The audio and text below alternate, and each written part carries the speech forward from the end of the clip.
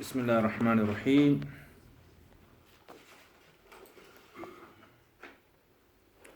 خيار الرؤية. Okay, خيار الرؤية. First of all, there's 4 types of khiyar in fiqh that I mentioned.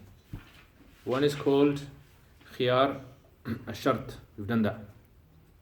One is called khiyar al-ru'ya, which we're doing now. One is going to be called, which we're going to be doing, khiyar al-aib. And there's a 4th one which doesn't have a chapter for it, but it's mentioned, it was mentioned in the beginning, which was what we call khiyar al-majlis. Okay, khiyar al-majlis, yeah. Khiyar al-majlis. Okay, so what is khiyar al-ru'ya? So khiyar al-ru'ya, first of all, is the choice that a person has, yeah, to allow the contract to go through or to cancel it. When does he have this right? After the first time he sees the item. Now this only really applies when what happens? When you purchase something you haven't seen, and then later on it's delivered to you, and then you see it, and it doesn't fit the description which you expected. Right? So because we said before, the definition of transaction is the exchange of mal between 2 people with taradi. With what? With taradi. Taradi means both of them are happy to sell it. Yeah, so when both of them are happy to sell it, what does that mean?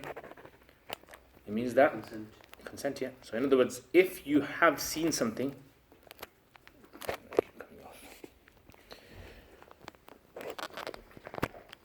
okay. So if you haven't seen something, right, and then you see it, and you're not happy with what you've been given, it means you're not happy. So therefore, the definition of transaction doesn't go through. So, first of all, where do we get this from? That's the first question we want to know. Where is this concept from? This concept is from the Prophet ﷺ. So the Prophet ﷺ, he told the Sahaba this, that whoever buys something which they have not seen,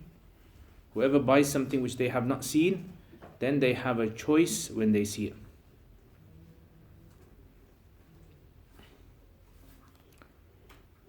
Have you got that? So this is kind of, a fair transaction as well.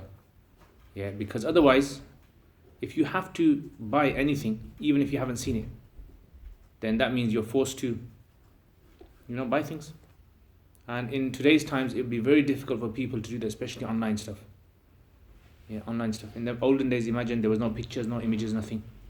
So it was just a matter of, someone just saying they're selling something, and then it turns up at your door, and then you gotta.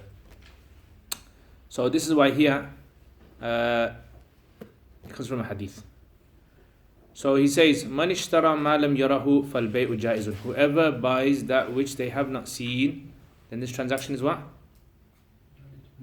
Jaiz. It's allowed. Yeah. So in other words, the first thing that we learn is that you don't have to see something to buy it.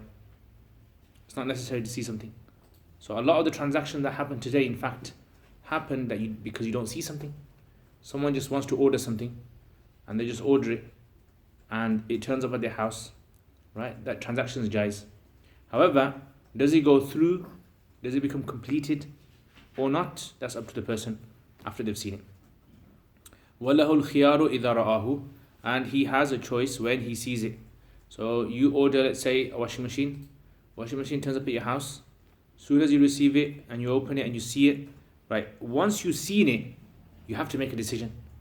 You can't have like one day to think about it, or you can't have like some time to think about it. Soon as you see it, right? If you're happy with it, that means you accepted it. By default, if you haven't cancelled it, then you've accepted it. In sha'a akhadahu, if he wishes, he takes it. Wa in sha'a raddahu. Make sense? Okay. even if you saw the item 1 year later, you still can return it. Yeah, so let's say you bought something and then 1 year later you saw it. As long as you can prove to the courts that you saw this at that particular time for the first time, then you have this right.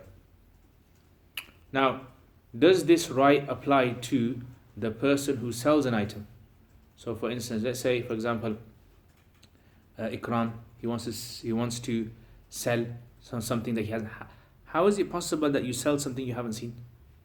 For instance, let's say Ikram goes and buys online. He buys, a bicycle. Buys a bicycle, hasn't seen it, and he says to Sajid Bhai, you know what, I bought a bicycle, a really good one, online. I haven't seen it yet. It's supposed to come in the post on Saturday. Sajid goes, I need one as well, He goes, yeah, okay, I'll send you my one. You can have it. So what's he done? Before it's reached him, he sold it. Is he allowed to do that? Yeah. Yes, he's allowed to do that. You're allowed to sell certain things even if you haven't seen it. So he goes and sells it to him. So after he sold it, right, when it comes on Friday and Sajid Bhai opens and takes it and is happy with it, Ikram realizes that this bike, actually I wanted it. Yeah, it's better than what I paid for. So now can he ask for it back? No, he can't. Because the Prophet ﷺ only mentioned this right for the buyer, not the seller. So this right is only the right of the buyer, not the right of the seller. I.e., the right of khiyar ru'ya is only allowed for a person who buys something they have not seen. This does not apply to a person who sells something they have not seen. This happened in the time of the Sahaba, where two of the Sahaba, they had a little bit of an argument. So, eventually it was understood that the transaction was for the person who, or the right was for the person who purchased, not the person who sold it. Okay. وَمَنْ بَعَ مَا لَمْ يَرَهُ فَلَا خِيَارَ لَهُ. Whoever sells that which he does not see, then لَا خِيَارَ لَهُ, then there is no khiyar for him at all. Now look, let me explain a little thing here before we continue. There's a difference between selling something you have not seen and selling something you don't know. Yeah, something you don't know, something totally ambiguous, you're not allowed to sell that. Yeah, Bay al-Majhul, no are you allowed to buy it. Because what will that do? It lead to a fight. Yeah, so sometimes people, they sell, you got like one of the storage units, and they sell something inside, they buy something which they haven't seen. So they'll say, just pay me £1,000, everything in there is yours. You don't know what's in there. Could be worth it, could be not worth it. It's like a gamble. Yeah, so the Prophet ﷺ, he prohibited buying and selling things which are majhul, unknown. But in this case, is the bike unknown? No, it's just that he hasn't seen it. Because we know what it is, it's a bike. Right, and we know that he's purchased it, so it's fine. Likewise, you're allowed to sell something which you haven't seen, but he knows what it is. Okay, so that's the difference between the two. And they used to do these transactions in the past, which were like high risk transactions. For example, like they would say, I've got a camel, I'll sell you the fetus of the camel. So the fetus has not yet come into existence, and they're already selling it. And this is like sometimes nowadays maybe people do this with horses, like prize horses. What they'll do with the offspring, progeny, they'll already have people that already booked themselves to buy the progeny from that. Yeah, so this kind of thing, because it's high risk of not getting anything back. Yeah, you might not get anything back, and you lost all your money. Once it's born, then you can go and sell it. If you take a booking, but then the money exchanges hands once the. What booking? What are you buying? So you say I want to buy this horse once it's born. Can you do that? No. The sale will not have taken place. If you gave them the money, right? No, so you put a booking in. You say I'm going to buy this once it comes available. So the horse is born. That's called promising. Okay. A promise of sale. So you're going to buy something, but you promise the guy that you'll buy it off him. And legally, you can't take someone to court for a promise. Okay. So if you said to me, for example, next year, I'll buy you a car for you next year. Yeah, so next year, in January, I'll buy you a car for you. And I said, okay, it's fine. Transaction hasn't been done. Next year could come and I say to you, I don't want to sell it to you. Or you say to me, I don't want to buy it anymore. So the promises that we made to each other, right, legally we won't be held responsible for that in the courts. Obviously on the Day of Judgment, that's a different thing. Yeah, breaking a promise, why did you break it for? If it's a valid reason, it's fine. Invalid, then. Everyone got that? Okay, next. Now the next question that comes to your mind is, to what degree looking at an item is considered looking at it? For example, like, let's say you buy a washing machine. Is it enough just to look at the front of it? What if you see the back of it? What if you saw the inside of it? How much of the washing machine do you have to see? Or you buy a car, for instance. Do you have to just look at the outside, what the car looks like? Do you have to also look at the interior? Do you have to also open the engine, look at the engine? Yeah? Do you have to rev the car? Because when we say seeing something, there's like more to it than just seeing, hearing it as well, hearing the engine. Or for example, like food. So you buy some food. Is it enough just to look at the food, or do you taste? Let's say there's a walima, and you've ordered, food for 400 people. Now, obviously, you want to make sure the food is good. So is it enough to see the food, or do you have to taste it? How much do you have to taste it? Does that make sense? So this is the next question that the fuqaha had. So the Hanafis say this: different things have a different concept of ru'ya. Right? So whatever you look at the purpose of it, whatever the purpose of something is, then the ru'ya is going to be determined by its purpose. For example, like if there's a pile of food, you go to a shop and there's a big sack of food there. How much of the food do you need to look at? Do you have to look at all the grains? Or is it sufficient just to look at the top of it? As long as the top looks fine, is that sufficient? So he goes, yeah. In nadhara ila wajhi subra. Wajhi subra means the outward surface appearance of the food, pile of food. Yeah, so you go, for example, like you go to markets and you buy a big, crate of apples. As long as you don't have to look at each one, examine it. Look at the top, that's it, your khiyar is gone now. Yes, if you go back and you find some of it damaged, then you have another khiyar there, which is aib, damaged goods. So you have the right to return those damaged goods and get a refund. Okay, what about cloth? You're buying cloth. Remember I said in those days, the cloth was not standardized. Yeah, the cloth was considered to be different sizes, different shapes, handmade. So okay, let's say you're buying cloth.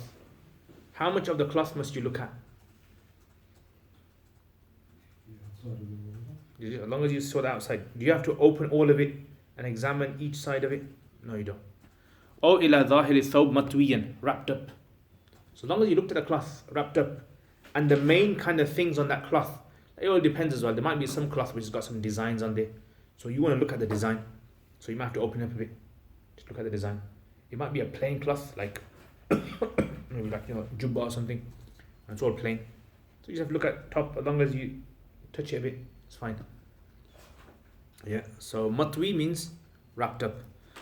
O ila wajhil jariyati. O ila wajhil jariyati. So this is referring to a slave woman. So in them days, people used to buy slave women. The aim of the slave woman was for intimacy. Yeah. Other chores as well in the house. So in other words, you would want a slave woman that was attractive. So it was sufficient just to look at her, the features of her face. O ila wajhil jariyati. What if you're buying an animal? What things do you need to look at in an animal? It's healthy enough. How would you know if it's healthy? The shape and sizing. So you look at the face, the teeth, the eyes. That will tell you its health. And you look at the flesh. You look at the hind legs. Yeah. So you look at the hind legs, and you look at the face. These two things usually tell you what kind of animal you're getting. So he says, "O ila wajhil dabati wa kafaliha." So wajhil daba, the face of the animal, and kafal means the hind legs. So you look at that because that tells you how much flesh is on the animal. Usually, if they're very, very thin, the animal is malnourished, then you can see the bones.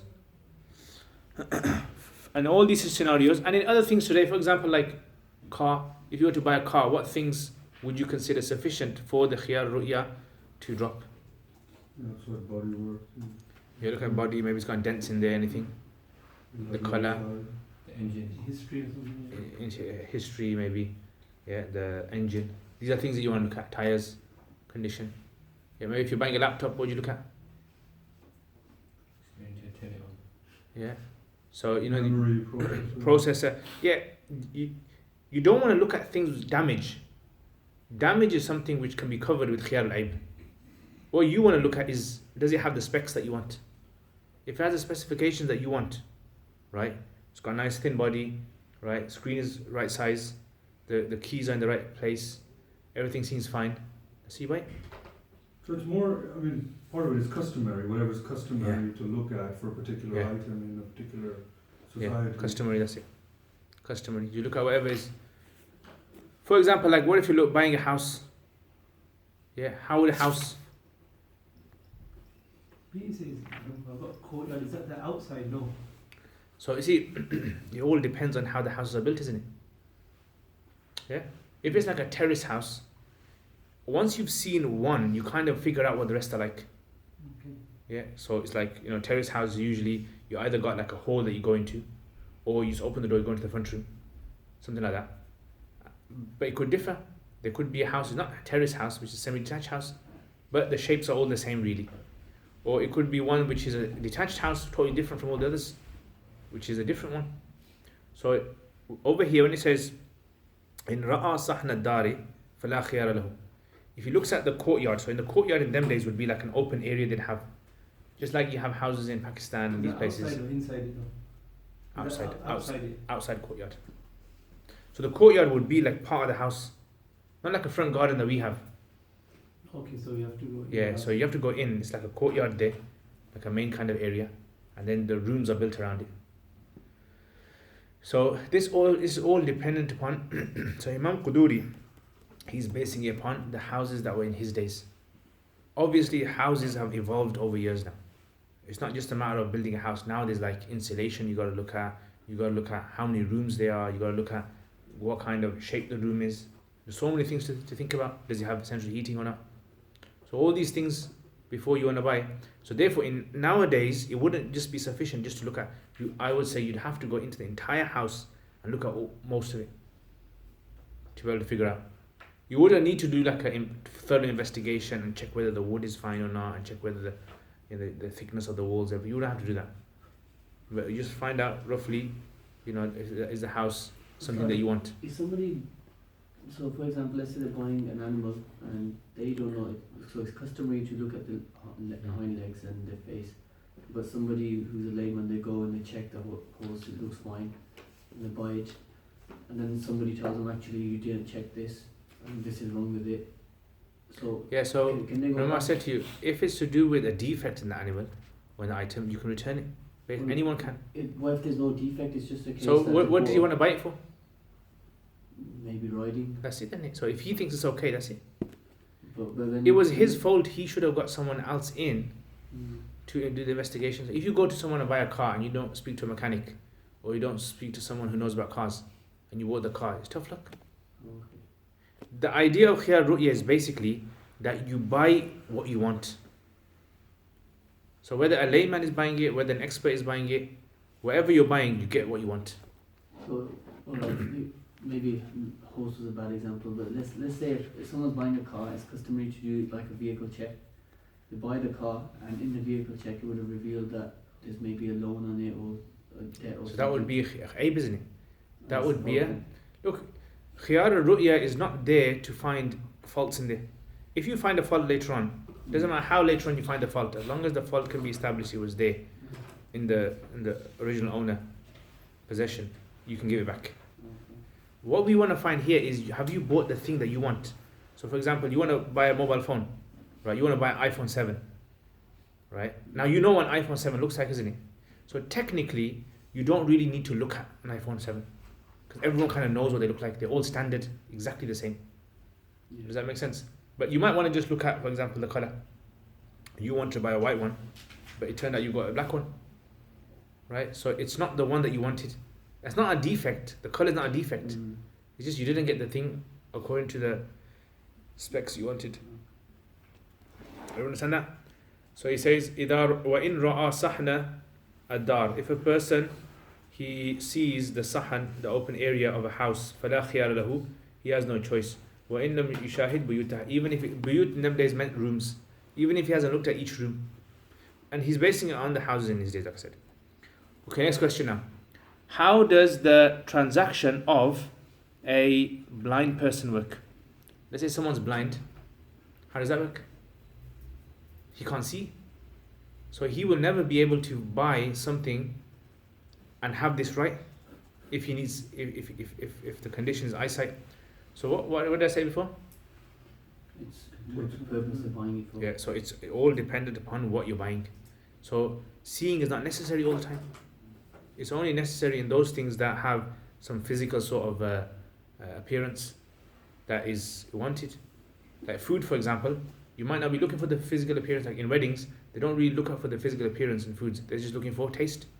Biryani, as long as it tastes nice, right? That's it. So it all depends. So therefore, he says that legally, it's allowed for a blind person to buy and sell things. Bay'ul a'ma wa shira'uhu jaizun. It's allowed. Not only that, وَلَهُ الْخِيَارِ إِذَا اشْتَرَى. And he also has a khiyar. How is that though? Because the blind guy will never be able to see.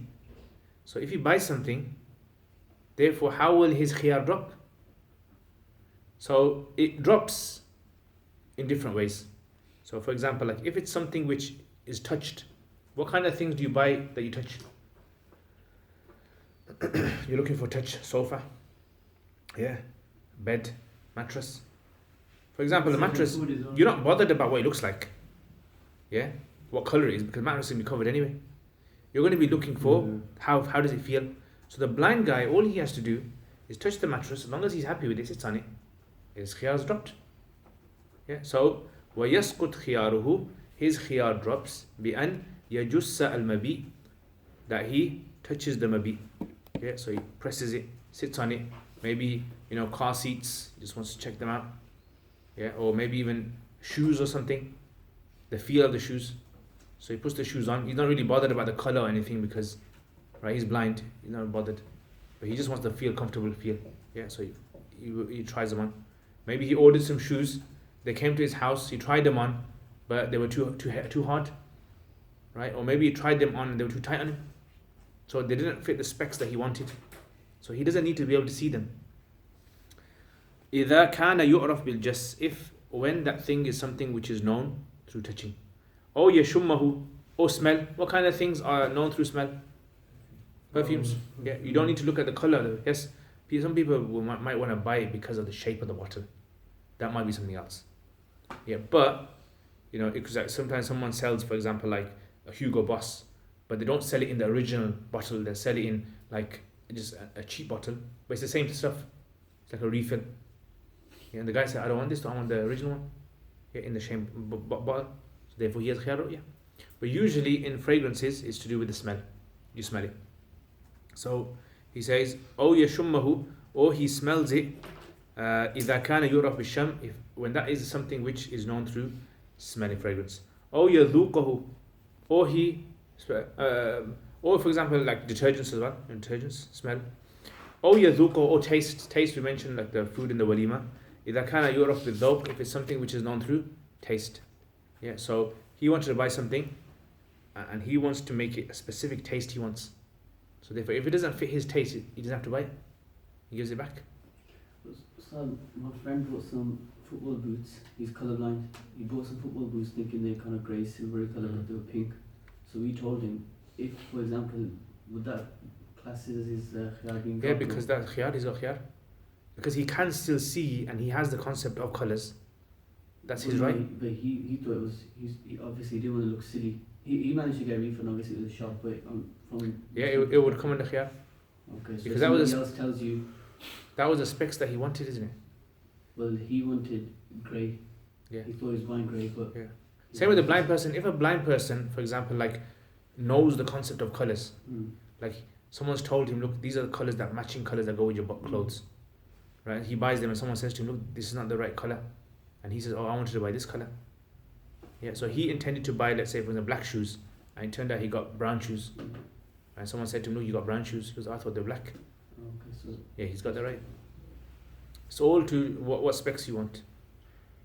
But what I'm saying is, generally in shoes, it's the touch, it's the feel that someone wants. So does this only account for physical items? So, you know, let's say you're going for a service and that service isn't up to your specification. It's not something physical you're buying,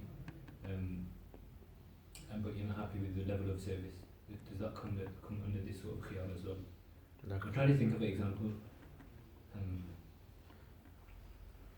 Let's say I've gone to a garage and they've done something to my car, but it's not up to the level that I wanted it to be. Will that fall under this as well? maybe like That's a car wash. blemish. Is it that blemish? Like No. a car wash. See, that you're not buying something there. That would come under leasing. Yeah. So when it comes to ijaras are different types. So you're leasing someone's services. Okay. That's a totally different thing. Yeah. So if, for example, like I say, I want someone to build a wall for me, and the wall has to be like this, Yeah. right? And the guy doesn't build that wall, I don't have to pay him until he fulfills the contract. So if you take your car in for fixing, and you say, "Look, I want this sound to stop in the engine," Yeah. right? And it doesn't stop. That means they haven't fulfilled the contract. That's a different thing. This is to do with buying something, purchasing commodity. Yeah. Like, look, this does not come under khiyar. For example, you bought some shoes, you tried them on for a week or so, you played some football in them, now you're not happy with them. That's not khiyar ru'ya. Khiyar ru'ya is that you bought them according to the specs that you initially wanted. As long as they fulfill those specs, that's it. Later on, if you find that you're not comfortable with them, you're not happy with them, you can't go back. Unless you took out khiyar shart. If you took out khiyar shart, then you could have tested them. And if you were happy with them, you could have given them back. There's the same principle here in the Sale of Goods Act. It's called sale by description. It's a whole set of rules on it. You have certain rights to reject if it doesn't meet description. Okay. And now with internet selling, they have something called the distance selling regulations. So if you sell online or through a magazine where there's no seeing, then you have an automatic right to return goods. Okay. Mm. And I mean, even in this country where, you know, like they have very strict on marketing as well, where if you're selling something and it's got the image of the item Yeah. on the cover wrapper, it has to be very similar to it. Yeah. You know, for example, if it says milk chocolate, there's a big issue with the milk chocolate, and it doesn't have a certain level of milk in there. Mm. Yeah, then it's deception.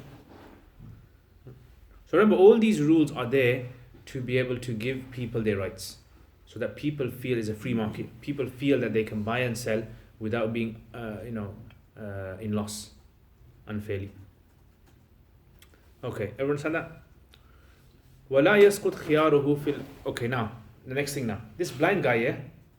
Let's say he wants to buy a piece of land. Can he smell it? Can you touch it? Or he can't touch it, but will he know the land by touching it? Unless he's like, touches every single thing. And he's got a very strong sense. So how does a blind guy buy a property? How does the khiyar work there? This is a very tricky one for the Hanafis in this one. Some of the Hanafis have actually said this, that what you do is you get a guy, Imam Yusuf said this, you get the guy and you make him look at the land. You make him look at the land as though he's seeing, and by him doing that act, that kind of ritual of looking, his khiyar drops. And the blind person looks. Yeah, it's This like is to do with blind people. Yeah. Hmm. So it's like a stratagem, a healer. But others say no. What he has to do, he has to get someone else who he relies on, trustworthy person, like an agent, or maybe his friend, and he tells them to describe the land to me. Look at the land and describe it to me what it looks like. So by this guy describing it to him, then that description stands in place of him seeing. Sorry, what does Imam Abu Yusuf say? He says basically you get the blind guy to stand in front of the land as though he's looking at it, and then that's it. The right drops. Oh, okay. Yeah, because there's no other way for him to be able to. But that opinion is not the main opinion. That opinion is not taken here. So la yasqut khiyaruhu. This blind person, his khiyar does not drop in aqar, in a land, hatta yusaf lahu, until it's described to him. So it has to be described to him. Because if you can see yourself, you always look at it. Are you happy with it? Yeah, I'm happy. And if you can't see it, then you ask someone else to come in, like a estate agent, and says, right, can you describe the land to me? He goes, okay, the land is like this. It's this big. It's got these trees on there. It's got this area on there, flat area. Because it's obviously the specs that he wants, the description. So you can the seller describe it to the buyer? As long as he trusts him. So he has to be someone trustworthy. So this is talking about land. Does that mean like houses? Like houses covered for blind people in the previous Yeah. thing? Houses. Houses. Aqar refers to property. Okay. Right, next masala. Now, this is a totally different thing to khiyar ru'ya, yeah? But because it's slightly connected with it, he mentions it. This is known as the bay al-fuduli. This is known as the fuduli bay. Fuduli basically means a third person. Let's say, for example, like Arib's laptop. Siraj takes Arib's laptop, right, and he goes and sells it to someone. And Arib's gone to the toilet. Arib comes back and he says, my laptop. And Arib will sold it to Zaid. Yeah? Is that transaction that Siraj done with Zaid, is that valid or not? If he agrees with it. Has there been a transfer of ownership? No. No. Is there? Are they happy with it? So because there isn't a full transfer of ownership, or he's not happy anyway. Zayd's happy to buy it, but he's not happy to sell it. Right? In this case, you call Siraj, you'd call him a fuduli. Fuduli means someone who is extra, an extra person. Someone without any permission, without being appointed, has gone and sold other people's property. So legally, what happens in this situation? In this situation, legally, what's going to happen is the courts, he takes it to court, the courts will ask Arib, do you want to sell this or not? He sold it, so it becomes pending. That sale has become pending now. Yeah, we're waiting for Arib's permission. So it's like a sale that took place earlier, yeah, but the permission, we're waiting for delayed permission. So if he gives permission, if he gives ijaza, then the courts will allow that transaction to go through. But if Arib says, no, I don't want to sell it, then that transaction, the early transaction, wouldn't have gone through. Everyone understand that? This is called Bay al-Fuduli. Now, someone might say, why didn't he just consider the transaction to be nullified from day one? Because sometimes what happens is that someone might sell something and it actually might have been a good deal. Like maybe Siraj knew that this guy really wants to buy this thing and he's willing to pay lots for it, and Arib will make a lot of money from it. And when Arib comes and he tells him, look, I sold this thing for you, yeah? He's like, are you okay with it? And he says, how much for? And he gives like a very high price. Arib might be happy, because Arib would never have got that kind of customer. Does that make sense? So he says, وَلَهُ الْإِنْشَاءَ. So he goes, You get some money, so it's yours. So He gets no money. he gets no money just Unless on obviously his later day. on you want to just give him something extra just as a gift. Okay. Because you didn't make a contract with him, Yeah. you don't owe him anything. If you had made a contract with him, like you made him your agent, Yeah. a wakil, then obviously you can pay him. And then legally he can take you to court if you don't pay him. So like companies do, third party companies, where you're selling something online and then they'll sell it for you like Amazon does, and then it gives you a certain.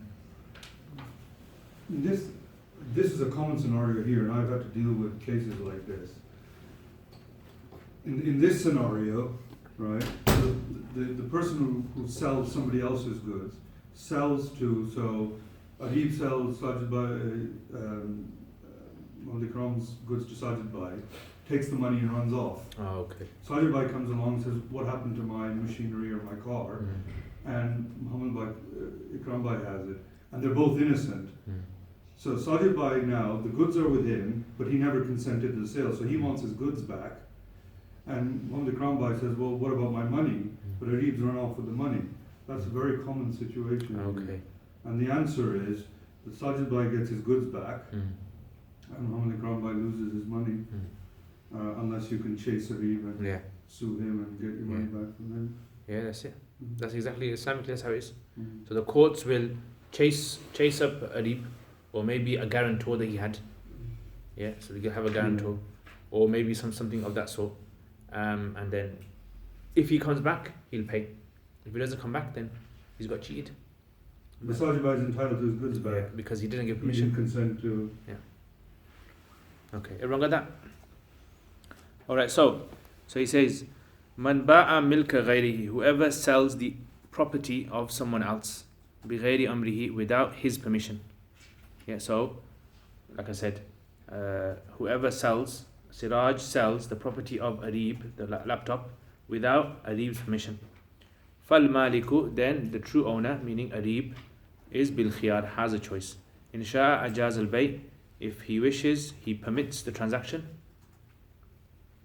Wa in sha'a fasakh al bay, and if he wishes, he nullifies the transaction. Walahul ijaz. However, now the question comes, how long can this last? Like the period between that exchange of goods between Siraj and that guy Zaid, and between Arib's permission, consent. What's the time gap between the two? So there's not a time gap. There's actually a rule. This is the rule. The rule is this: so long as the two people who did the transaction are still alive, and the item is intact.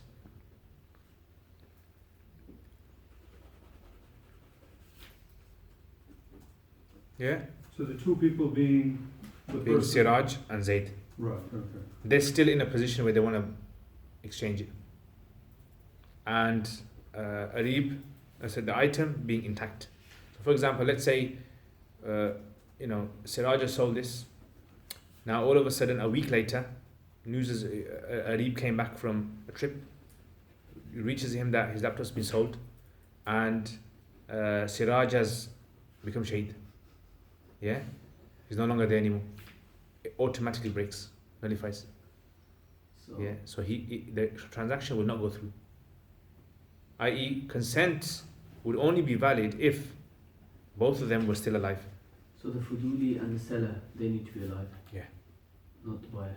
Obviously, his I mean, yeah. permission he has to.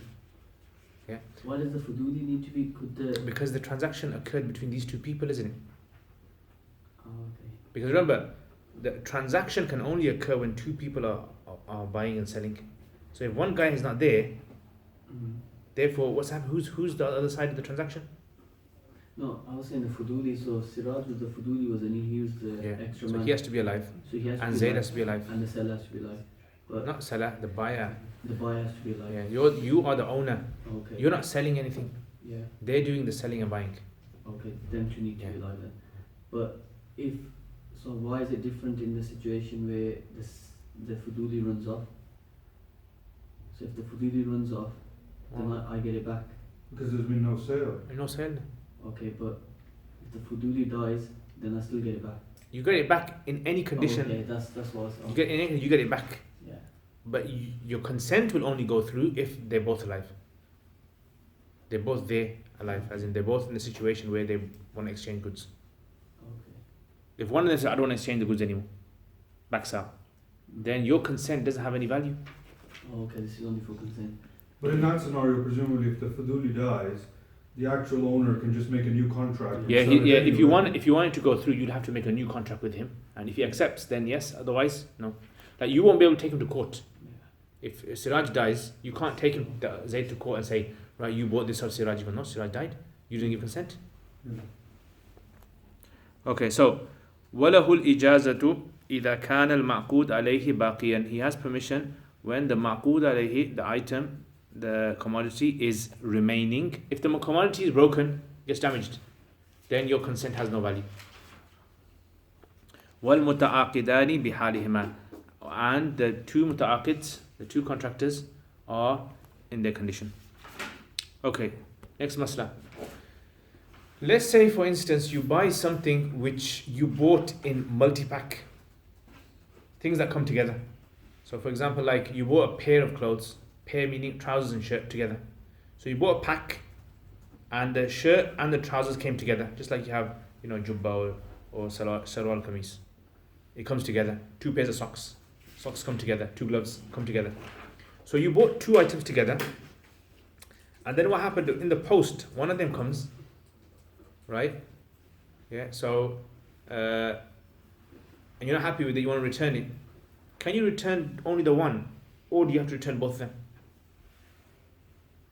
Does that make sense? You got 2 socks, you bought 2 socks, and one of them's come to you, and you're not happy with it, and you want to give it back.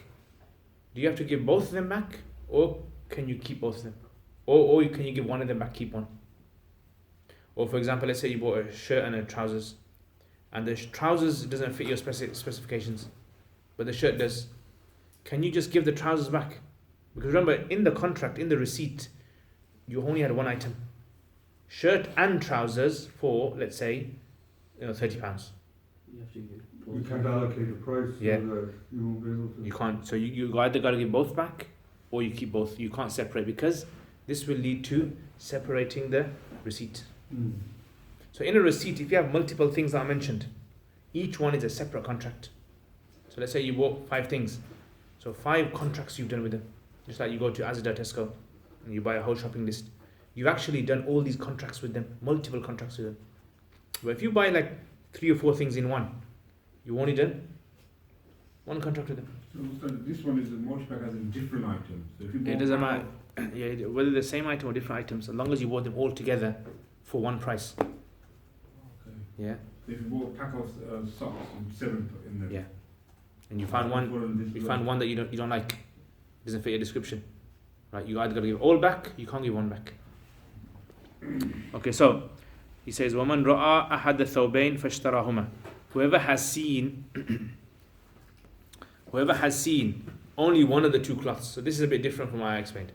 Whoever, like, you go to the shop, you saw one of the 2 things. You saw just the shirt, right? And the trousers was going to be delivered to you, right? So man ra'a ahad thawbain fashtarahuma, and he bought them, and the guy said the trousers are going to come in on Friday. ثم رأى الآخر, then on Friday he sees the trousers. جاز له أن يردهما. If he's not happy with one of them, he can return both. And like I said in the earlier explanation, he can't keep both. He can't keep one and give one back, because it comes under one contract. But if it was 2 separate items he bought, he could have done that. Okay, next masla. What if this happens? A person who has taken khiyar, a person has bought something online, right? It's come to him, and he's died before he's opened it. Yeah. What happens to that khiyar? Does he go and transfer to his offspring, his heirs? No. Man mata wa lahu khiyar ru'ya batala khiyaruhu. His khiyar drops to him. Why is that? It was with him that the contract. Yeah, because the khiyar is his own choice, isn't it? How can someone else decide what he wants? They can't do that. Okay, next.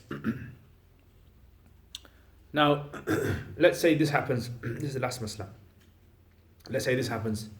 I, for example, like in last year in July, I saw this jacket that I wanted. Right, this guy was selling it, and now the guy said to me, he saw me now in January, after 6 months, said to me, do you want to buy that jacket? I go, oh yeah, remember that jacket you had? You still selling it? He goes, yeah. How much for? It was £50. I go, okay, I'll buy it. Have I seen the jacket? No, I did see the jacket, right? You saw it a year ago. The period. In July, I saw it in July, yeah? 6 months ago, I saw the jacket 6 months ago.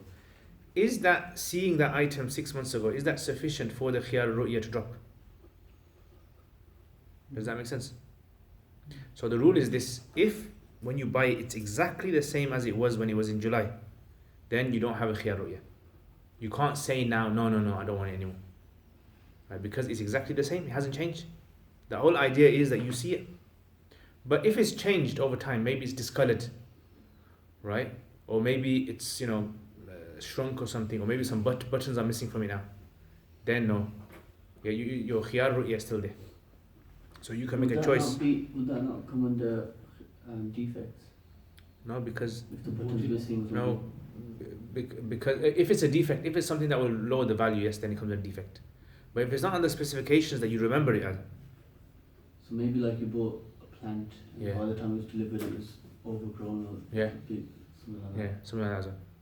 But sometimes what happens is, like when you have clothes in a window, in a shop window, Yes. it discolors. It's been there for too long.